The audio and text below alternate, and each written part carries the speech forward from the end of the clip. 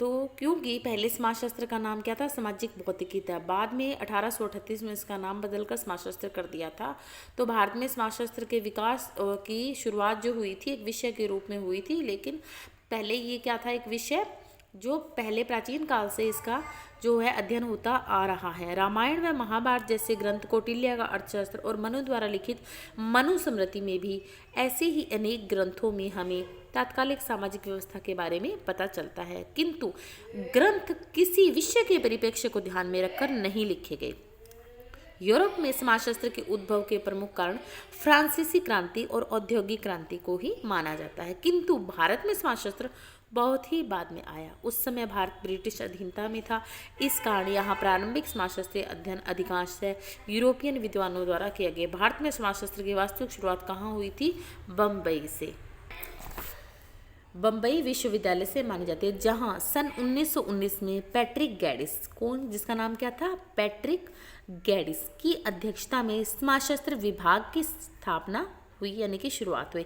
तो सबसे पहले भारत में समाजशास्त्र के विभाग की शुरुआत 1919 में हुई थी। किसकी अध्यक्षता में हुई थी? पैट्रिक गैडिस की अध्यक्षता में हुई थी। जबकि एक सब्जेक्ट के रूप में यह पढ़ाया जाने लग गया था 1914 से ही पढ़ाया जाने लग गया था।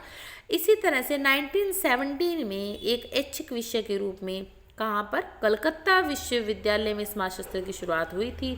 एक ऑप्शनल सब्जेक्ट के रूप में इसको 1917 में कलकत्ता यूनिवर्सिटी में इसको पढ़ाया गया। 1921 में लखनऊ यूनिवर्सिटी में, 1923 में आंध्र और मैसूर में, 1952 में इंडियन सोशियोलॉजिकल सोसाइटी की स्थापना हुई।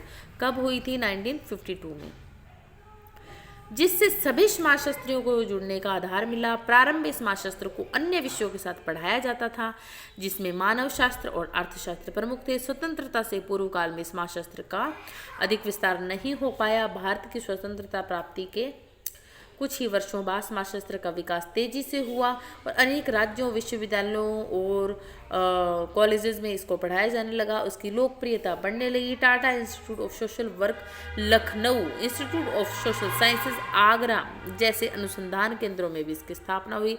भारत के प्रमुख समाजशास्त्री हैं SC. Dube, MN. Srinivas, NK. Saran, DN. Majumdar, GS. Ghurye, Yogendra Singh Mukherjee, Srinivas.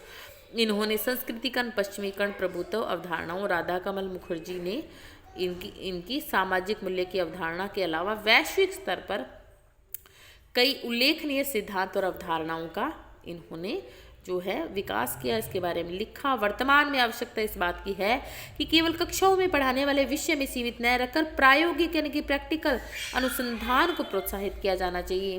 तो आज के वीडियो में हम इतना ही पढ़ेंगे। तो नेक्स्ट हम पढ़ेंगे समाज शास्त्र की प्रकृति। तो आप वीडियो को लाइक कीजिएगा, शेयर कीजिएगा। चैनल पर नए हो तो चैनल को सब्सक्राइब करना बिल्कुल ना भूलें। मिलते हैं नए वीडियो के साथ, तब तक के लिए जय श्री श्याम।